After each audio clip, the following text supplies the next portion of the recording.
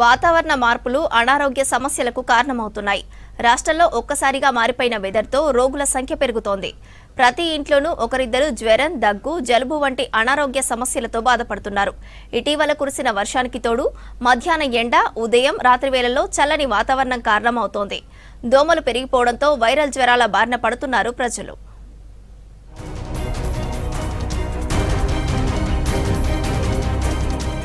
రాష్ట్రంలో ఫీవర్ కేసులు పెరుగుతున్నాయి. చలికాలం నుంచి ఎండాకాలంలోకి మారిన సమయంలో కేసులు పెరగ్గా ఆ తర్వాత ఎండలు తీవ్రమయ్యాయి. మళ్లీ వాతావరణం ఒక్కసారిగా మారిపోయింది. వర్షాలు, చలి ఉంటుంది. 2-3 రోజులు వర్షాలు పడి వాతావరణం పూర్తిగా చల్లబడింది. ఉదయం, సాయంత్రం చల్లగా ఉంటూ మధ్యాహ్నం వేళ ఎండలు ఉంటున్నాయి.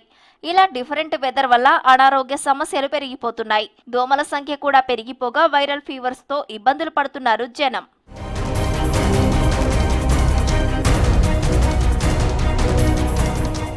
జ్వరం, దగ్గు, జలుబుతో పాటు గొంతు నొప్పి వంటి లక్షణాలు కనిపిస్తున్నాయి.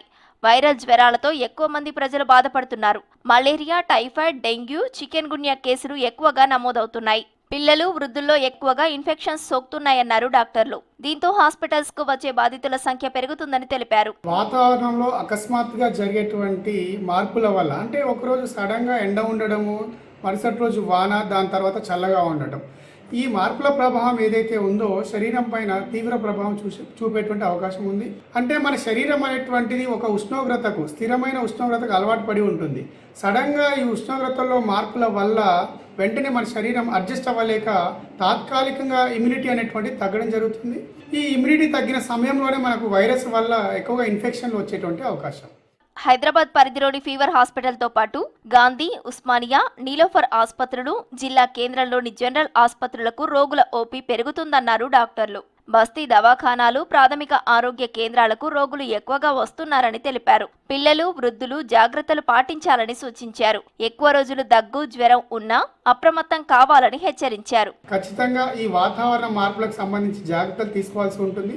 దాంట్లో ముఖ్యంగా నీరు నిల్వ ఉండకుండా చూడడము, దాంతో పాటుగా బయటికి వెళ్ళినప్పుడు చల్లటి వాతావరణంలో మాస్క్ ధరించడం, లేకపోతే సంబంధిత వ్యాధుల అంటే ఊపిరితిత్తుల వ్యాధుల మందులు కూడా మనతో పాటు తీసుకెళ్లడం, క్రమం తప్పకుండా వాడడం.